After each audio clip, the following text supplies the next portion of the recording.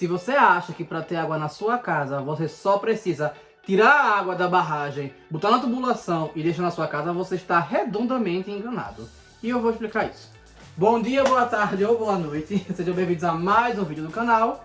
Eu sou o Cleiton Moore. E eu sou Vanessa Rocha. E hoje a gente vai falar um pouquinho sobre o tratamento de água. Quais são os processos, de maneira resumida e simples, tá?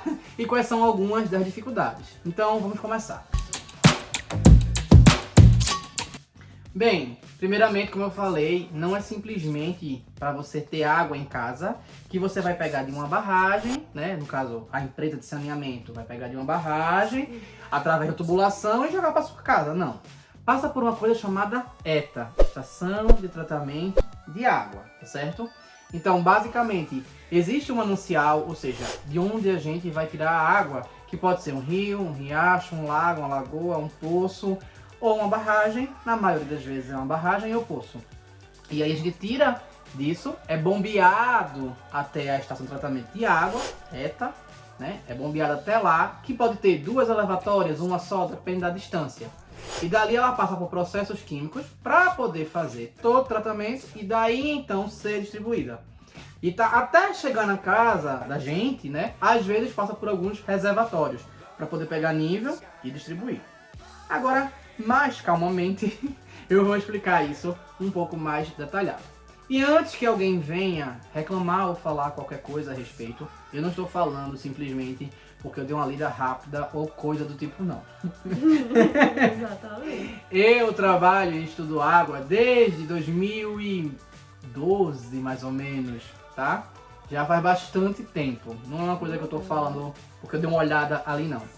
Inclusive, não gosto da carteirada, mas vamos ver esse vídeo, eu acho que é importante. Exatamente. Eu sou técnico em Química, tenho tecnólogo em Petróleo e Gás e também tenho formação em Ciências Biológicas, licenciatura, tá?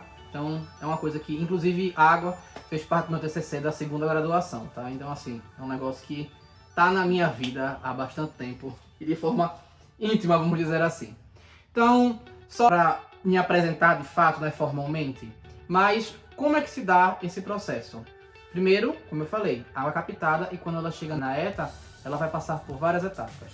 Tem a primeira etapa que é chegar, então, por exemplo, se você tem mais de um manancial, ou seja, mais de uma água bruta, você vai escolher se você mistura elas para poder fazer tratamento ou você faz tratamento individual. O que é água bruta? Água bruta é justamente a água que está no manancial, sem tratamento nenhum, a água da natureza. Como eu falei, a água que vem de algum manancial. A que caiu da chuva, chegou no rio e do rio tiraram. É, do rio, da lagoa, lago, barragem, poço, qualquer um desses. É água bruta. E aí quando chega na ETA, ela vai passar por algumas etapas. Basicamente as etapas são, né, a oxigenação, a floculação, a decantação, a filtração e a cloração, tá? A oxigenação, ela acaba não sendo tão significativa na maior parte dos tratamentos de água, porque é basicamente remexer a água para adicionar o próprio oxigênio para ajudar em algumas reações. Mas ela não necessariamente vai acontecer de uma forma significativa, tá? Essa inclusive dá para cortar na explicação. Essa parte também inclui aquela parte que já dá uma pré-selecionada assim nas coisas que são mais sólidas. Que é quando às vezes vem algum galho, alguma planta, sei lá, no meio. Não, nesse caso, a parte da oxigenação é quando mistura a água com o produto.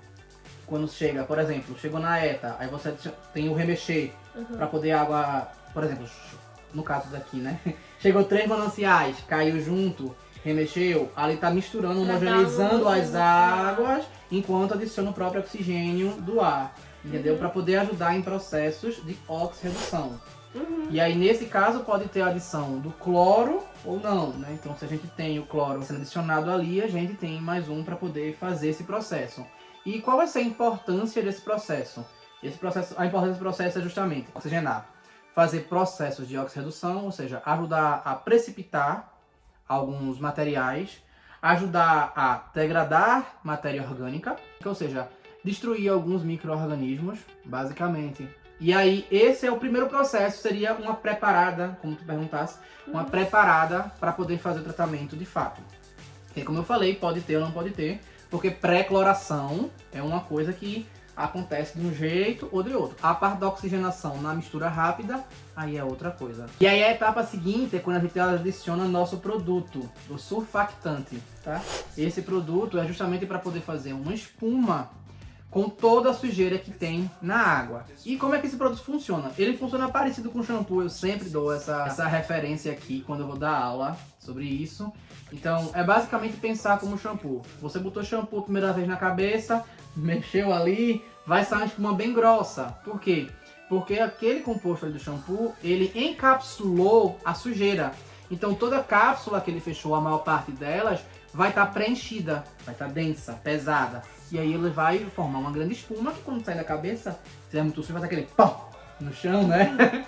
Só que se você coloca shampoo uma segunda vez e oxigena, né, de novo aqui, ele não vai ter mais tanta sujeira e a espuma vai ficar leve, porque agora o shampoo está encapsulando o ar. E como não tem forma, não tem tamanho, é aleatório a depender do quanto você encapsula, enquanto você mistura, né, mexe, ele vai formar uma espuma bem mais leve, né? Então se espumou muito nesse caso, é porque o cabelo está limpo.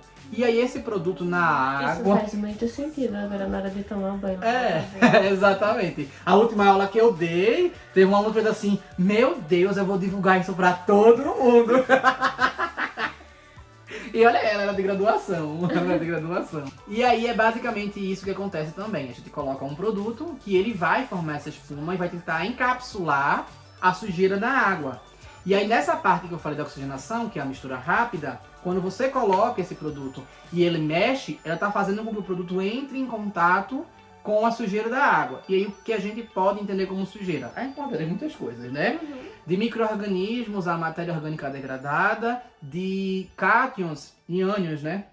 Íons em geral, a areia. Então, tudo que ali que ela tiver afinidade, ela vai formar. E aí vem a próxima etapa, que é a floculação, tá?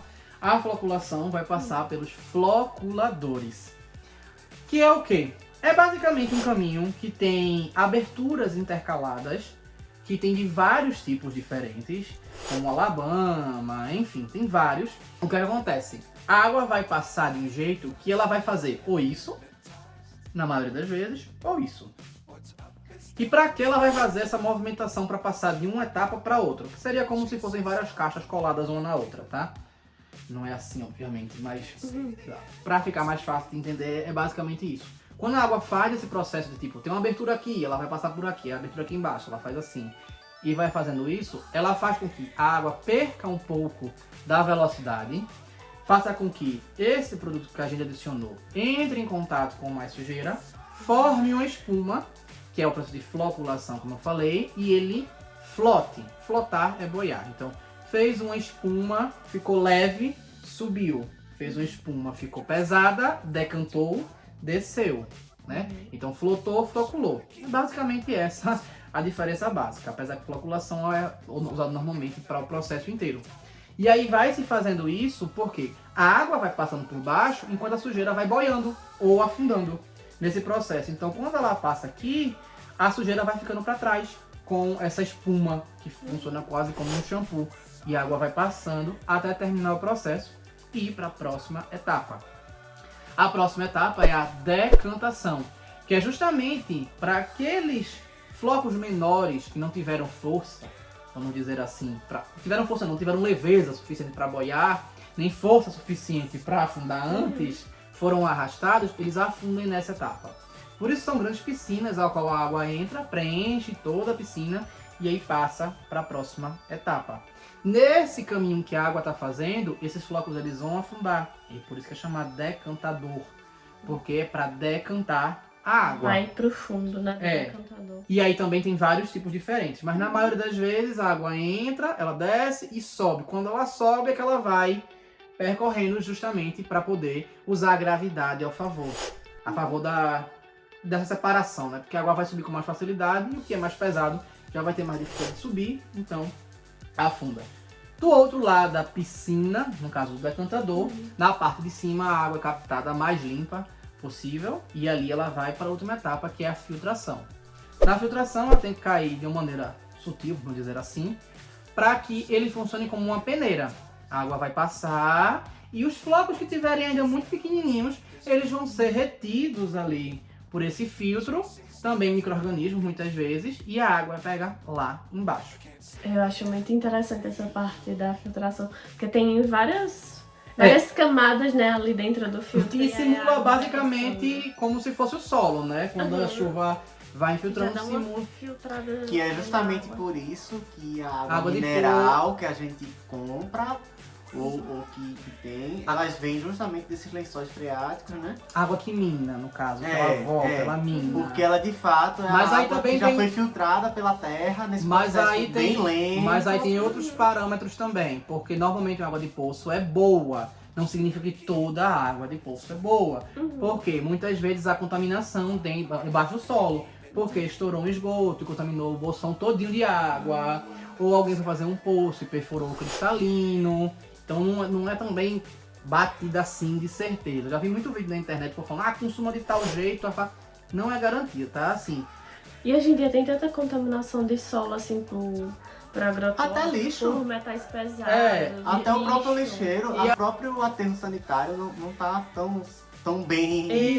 Exatamente. E assim, água não é um negócio simples como pegar uma receita de bolo, que também já não é tão simples assim. Mas Não é o nosso experimento da escola de fazer ali a destilação da água. de e forma deixar ela pura. alguma, de forma alguma. Aí foi bom tu falar em pura, que tem muita escola que chega dizendo, como é o tratamento de purificar a água.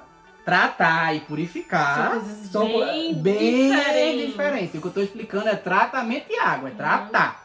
Pra ela ficar potável pra poder ser consumida. Purificar é outra coisa. Uhum. Purificar é outra E coisa. nem é tão necessário, Não né? é. São Não. pra coisas muito específicas. Não. Porque É. a água em nível de pureza alto, ela também não faz tão bem assim Não, quanto a gente, Não. a gente nem pode beber água pura. É. A água que a gente bebe tem. Por isso que é água Mineral. Tem minerais dentro da água que são importantes pra gente. E aí entrei aí outra discussão que eu lembro de uma vez no professor de geologia, que eu bati de frente por causa disso, mas eu não vou nem entrar nesse ponto. Aí, mas, Sempre um professor de geologia. eita! Né? Ai, mas sim, voltando, a água não é um negócio tão simples, tá? O ser humano estuda água há pelo menos 5.000 anos aí de registro, né? Então os egípcios estudavam, tô com essa camisa aqui asteca, porque os astecas estudavam lá em Tenochtitlan, quando eles construíram a grande cidade, eles estudavam, eu já fiz um vídeo sobre isso, inclusive, tá? E depois eu vou botar aqui nos cards. Mas enfim, é só pra lembrar que não é tão simples assim. E aí depois da filtração dessa etapa, a gente faz mais uma etapa. Nesse caso, não é uma etapa do tratamento em si, é só para finalizar, que é a cloração. Eu falei do processo lá, do começo da oxigenação, que a gente colocou cloro, né, e tal, porque ali não dá nem para usar como oxigenação, é porque teria que usar como redução a palavra, tá? Ou agente clorador, ou agente oxidante, e por aí vai as formas que a gente pode usar aqui. Mas de uma forma ou de outra, o cloro lá no começo ele teve a característica dele para degradar a matéria orgânica e destruir micro-organismos. Nesse caso agora, no final, ele é colocado para preservar as características físicas, químicas e biológicas da água para garantir uma segurança para a população que vai receber, tá? E daí é distribuída. Só que assim, existem etas diferentes para cada situação diferente.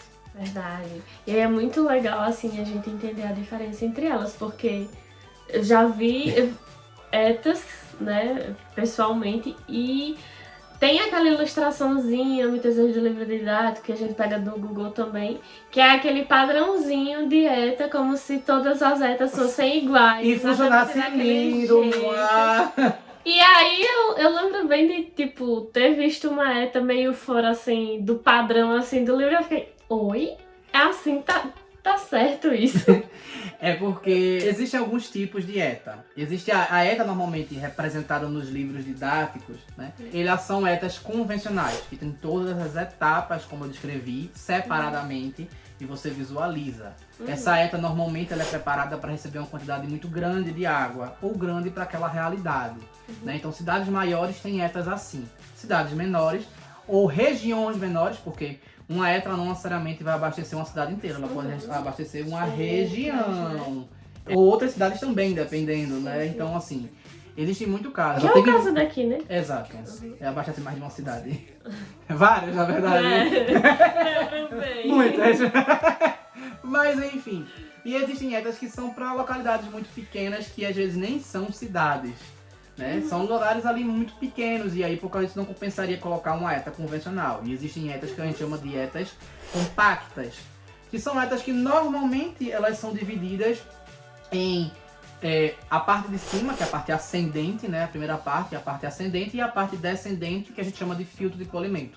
São filtros, mas são filtros ascendentes, que podem ser subclassificados em cladipedra, manto de lodo ou simplesmente filtro ascendente. Cada um deles tem um recheio diferente. O que é o recheio? É o tipo de leito que a água vai passar. Cada O que um... é leito? Leito é justamente o material filtrante. Então vamos supor, pega uma peneira. Qual seria o leito da peneira? Seria a malha. A malha da peneira seria o... Fica ali os buraquinhos. A malha da peneira é que seria o leito. Então os filtros eles vão ter No leitos caso, se diferentes. fosse um café, a meia suja que botaram pra fazer a mandinga. Pra quem faz, exato. Então, o leito ali vai ser diferente para cada um desses casos. No manto de lodo, ou no cladipedra, ou no filtro ascendente comum. E todos eles o fluxo é ascendente, é subindo. E aí vem a outra etapa, que é a filtração mais refinada, que é o filtro de polimento, que é justamente que ele vai fazer o papel do filtro, assim como numa eta convencional, que vai filtrar de fato ali, tirar o que tiver faltando ali. Ele vai fazer o processo ali como um todo. Cada um é uma proposta diferente, cada água é diferente, então vai exigir uma eta diferente. E de acordo com a vazão de captação, você vai ter uma eta diferente. E aí eu tenho uma dúvida, Ah. que eu sempre fiquei me perguntando assim, eu nunca perguntei antes. Mas assim, por ela ser compacta e por ela ter, digamos assim, as etapas dela mais resumidas e talvez até algumas não tenham, isso não compromete a qualidade da água, tipo, em relação a uma eta convencional? Então, toda eta ela precisa de um sistema de manutenção. Então, os filtros eles vão ter que ser lavados, seja eles compactos ou de uma convencional.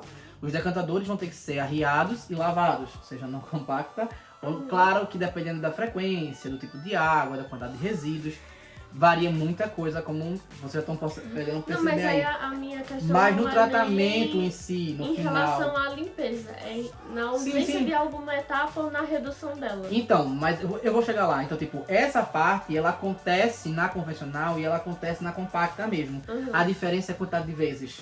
Ah, Entendeu? Então, tipo, por exemplo, se eu uso uma compacta com uma frequência...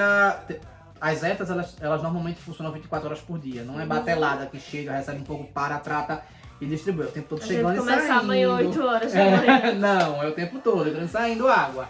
Só que o que acontece? Até porque se parar é pior, né? Pra abastecer, porque certeza. tem que pegar nível reservatório pra poder usar gravidade pra fazer o abastecimento. Que é justamente Então, o que tu comenta de que quando falta energia, a energia volta instantaneamente. porque a praticamente. velocidade da luz é diferente Mas da gravidade, né? Mas a água ela depende de muita coisa, porque a água quando volta, ela vai voltar Exatamente. primeiro no tratamento, para o Exato. tratamento ser reiniciado e fazer tudo aquilo ali até que possa ser distribuído. Exato. Aí o tratamento não é assim. Não, e tem estabilidade, porque tem que ter a Exato. estabilidade do tratamento. Então, quando você parte para uma compacta, o que é que acontece? Eu vou ter que fazer cuidar de manutenção mais vezes para poder manter a qualidade da água que está saindo. Uhum. Enquanto na convencional, não. Eu vou fazer... Agora, é claro, uma manutenção na convencional gasta muito mais Com água certeza. do que numa compacta. Uhum. Só que aí a frequência, muitas vezes, é menor.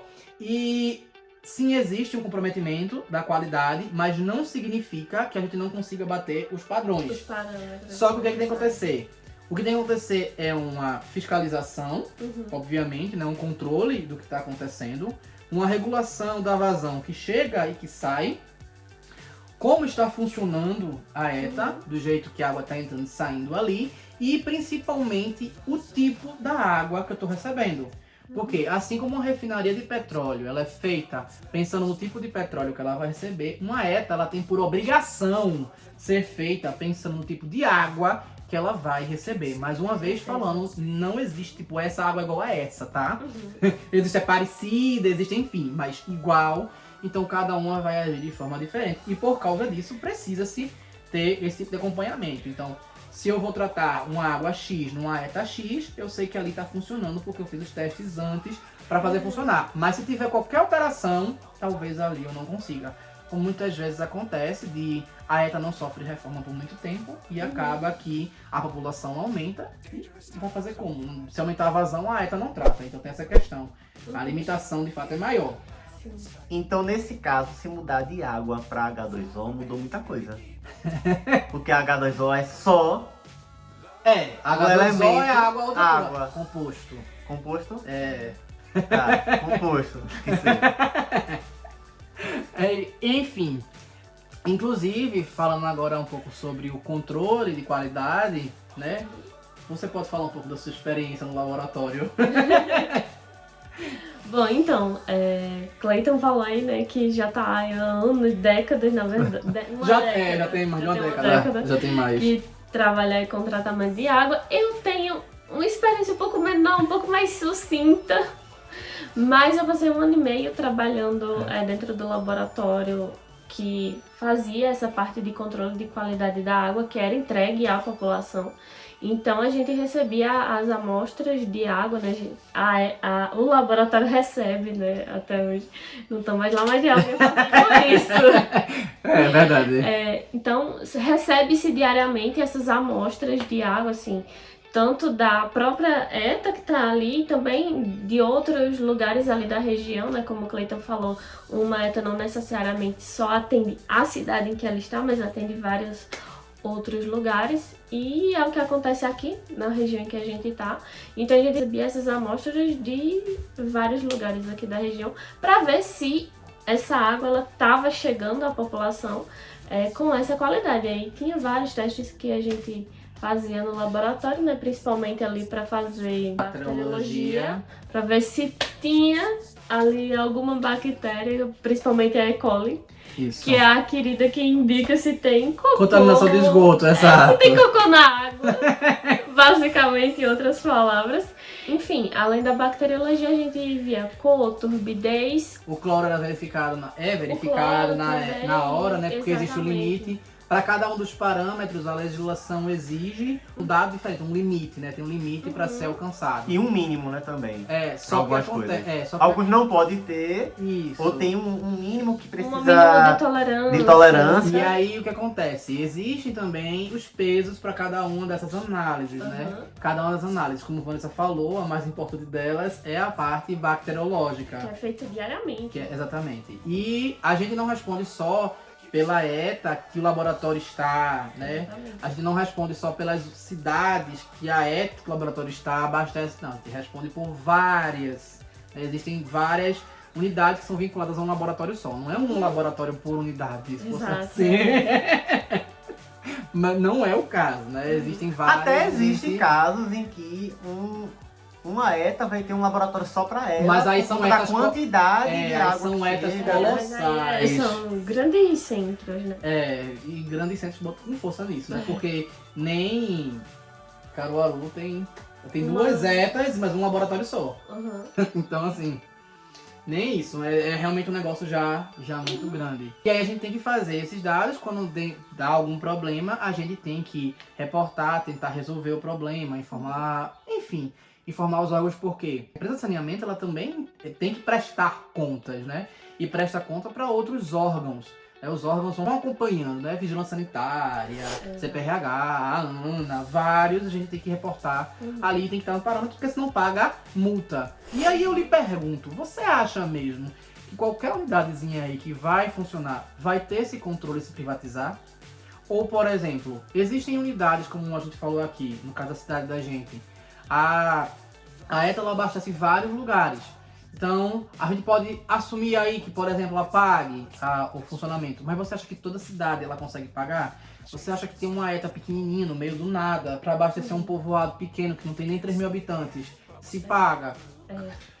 Porque assim, as pessoas esquecem que se usa produtos químicos Eles são Exato. E esses caros. produtos são caros. A ETA não para que tem eletricidade da ETA, Exato. das elevatórias, Uhum. da barragem, Das de bombas. tudo. Aí tem as bombas que também quebram, que precisam de manutenção, precisam ser Exatamente. trocadas. Tubulação. É tubulação. O povo pra ser pago pra poder fazer o serviço. Todos esses filtros que Combustível. tem aí. Combustível pra ir e vir, pra poder consertar coisa, ou pra poder fazer um ajuste de ETA. As pessoas que vão fazer essas coletas de análise precisam ser pagas. Tudo isso. O combustível de quem vai lá buscar. Tudo isso é um grande número de coisas que precisa de dinheiro pra fazer. E assim, eu também entendo que existe muita, algumas vezes, negligência de algumas empresas ou de alguns governos a respeito dessa questão. Mas o ideal, se você parar para pensar, não é sobre privatizar, e sim cobrar os governantes uma melhor postura e um melhor apoio para dentro dessas empresas. Porque, às vezes, a empresa não recebe o devido valor, o devido olhar, o devido cuidado que deveria receber, porque ele está conseguindo tratar, está conseguindo entregar. Mas a que custo? A que situação? Eu acho que para exemplificar bem isso, todo mundo que vivenciou a pandemia lá de Covid Nem lembra, né? deve lembrar de que houveram sei lá quantas campanhas e agradecimentos frequentes a pessoal da frente, que era sempre retratado como o Povo da pessoal da saúde. saúde. Até chegou-se a falar de gente que trabalhava na parte de internet, de eletricidade, mas ninguém lembrou da água. Exatamente, ninguém. E eu dentro da pandemia, trabalhei todos os dias presencialmente. e dentro da pandemia, a água era o que Não era não. estagiário. E eu fui estagiária justamente na época da pandemia. E dentro da pandemia, a água era uma coisa que de forma alguma podia deixar de chegar na casa das pessoas. Exato. Porque sem a água, Não dá pra fazer cirurgia, não dá tinha pra tratar, não cirurgia, dá pra tratar. você não podia lavar a mão. Você não podia Exato. lavar a mão, porque ninguém lava a mão só com sabão. E a gente tava lá. E não todo tem dia. álcool em gel suficiente pra todo mundo estar a vida Exato. inteira usando álcool em gel. Fora que o próprio álcool em gel deixa a mão seca, causa ferida. Não é bom estar usando só álcool em gel. E aí, enfim, por causa disso, muitas coisas não se pagam. Algumas situações de trabalho no mínimo. Algumas pessoas, tanto dentro quanto fora das empresas de saneamento, acabam pensando que química é magia. Mas diferente de magia, química tem lógica. Química tem que acontecer passo a passo e tudo varia. Se você vai passar por magia para comparar com química, pense em qualquer magia ritualística, que tem que ter as etapas, juntar os ingredientes para poder fazer uma poção e fazer alguma coisa. Pense em química parecido com isso, porque tem que ter uma lógica, tem que funcionar. E não é tão fácil e tão simples se não tem estrutura e condições. Exato. É bem E se difícil. não tem especialistas. Principalmente! Porque os produtos químicos não vão andando até a água e tudo mais. Não é você colocar um pó de café na água. Eu acho que um comparativo muito bom pra isso é a parte de confeitaria. Todo mundo fala que confeitaria é uma das coisas mais complicadas na culinária, porque você tem que fazer medida por medida. E é meio que isso. Se você não bota a quantidade certa de açúcar, a quantidade certa de trigo, a quantidade certa... Feito que o povo fazendo morango do amor, que tava dando um monte de morango do horror. que Por quê? Porque você precisa ter a quantidade certa de açúcar, a quantidade certa de cada coisinha ali, Exato. e a temperatura certa, tudo tem que estar muito certinho Se você faz, para o resultado ser bom. se você faz Senão de não mais dá. ou de menos, você tá ferrando E o pra tratamento. você ter esse conhecimento, são anos de estudos. Não é qualquer pessoa que está habilitada para isso. É verdade. É verdade. Às vezes, com o ano de estudo, as pessoas veem ideia muito confabulatória de uma realidade utópica. E quando Aham. chega na prática, vê que Não funciona da mesma não é daquele jeito. Porque como você falou no começo do Exato. vídeo, uma coisa no laboratório fazendo um teste com tudo controlado. A outra coisa é a vida Todas real. as variáveis controladas e tudo mais. E você tá num ambiente ali- Fechado. fechado. E aí você sai pra um ambiente aberto, que você não controla as variáveis. Na vida real, até E- se alguém roubar a água, isso vai mudar o tratamento. Exato. Eu vou ter que ficar calado, que eu não quero me comprometer entregando Não alguns podemos. dados, não posso. Mas enfim, eu vi que tem muita informação, ficou um pouco grande, mas eu tentei trazer de uma forma mais sutil possível, mais informativa ao mesmo tempo. Tá? Eu mentalizei aqui como se estivesse dando aula para um Fundamental 2 ou ensino médio, que eu já recebi visitas de criancinha de segundo ano do ensino fundamental à faculdade, e é com frequência que eu recebo, então... E lembrando que é aberto, né? O público, Exato. se você quiser Desde marcar. não é chegar e invadir, é marcar. Aberto com agendamento, Exato. autorização prévia, e você pode conhecer. Pra alguém Como guiar, ele dá uma Exato. aula, mas enfim. Então eu pensei nisso para ficar mais fácil, mais claro para entender. Eu espero que tenha conseguido alcançar esse objetivo. E é isso, eu espero que tenham gostado. Então curtam, comentem, compartilhem, se inscrevam no canal. E se não sabem o que escrever, bota... Elevatório. Tá bom. É isso, valeu.